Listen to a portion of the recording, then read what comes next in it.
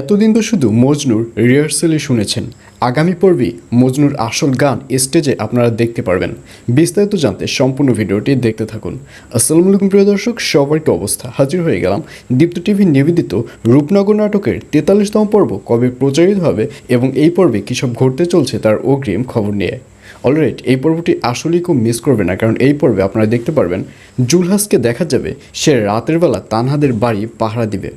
আর ঠিক তখনই জুলহাসের সামনে তার এক সহপাঠী আসবে এবং সে এসে বলবে, কী ব্যাপার, তুই যে প্রত্যেকদিন রাতের বেলা এভাবে পাহারা দিচ্ছিস, কাউকে কি কখনো দেখেছিস? তখন জুলহাস বলবে, আমার কেমন জানি মনে হয় যে আমাকে পেছনে পেছনে কেউ একজন ফলো করে, কিন্তু আমি তাকে ঘুরে তাকালেই দেখতে পারি না। আর এই নেশায় আমি প্রতি রাতেই এই তানহাদের বাড়ি পাহারা দিই, কারণ আমার দেখতেই হবে যে পিছনে আমার কে ফলো করে। এইসব বলতে দেখা যাবে জুলহাসকে।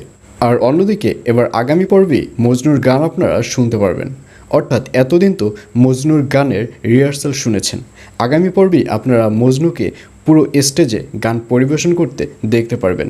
আর সেই খুশিতে তানহাকে দেখা যাবে সে সকাল হবার সাথে সাথে রেডি হয়ে স্টেজের উদ্দেশ্যে রওনা করবে এবং সামনে তার মা পড়বে এবং মাকে বলবে, আপু কোথায়?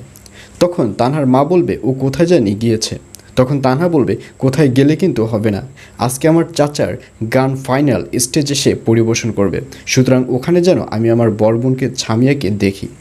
এইসব বলে তানহাকে দেখা যাবে সে ওখান থেকে স্টেজের উদ্দেশ্যে রওনা করবে।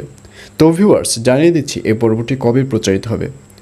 রূপনগর নাটকের 43তম পর্ব প্রচারিত হবে আগামী 25 তারিখ, অর্থাৎ 25 অক্টোবর শনিবার রাত 7টার সময়, শুধুমাত্র দীপ্ত টিভি ইউটিউব চ্যানেলে।